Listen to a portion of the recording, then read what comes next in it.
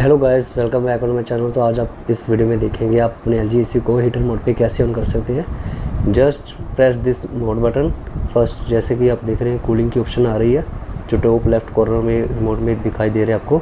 तो आप इसको प्रेस करेंगे, ऑटो मोड पे आ गया है, देन ड्राई मोड आ गया है और लास्ट में आ गया है आपका जो आपको सन की एक लोगो आ रहा है और 30 डिग्री टेम्परेचर इस पर शो कर रहा है। तो आपका AC एक हीटर की तरह वर्क करेगा। आपको सर्दियों में हीटर की ज़रूरत नहीं पड़ेगी, आपका AC ही एक हीटर है।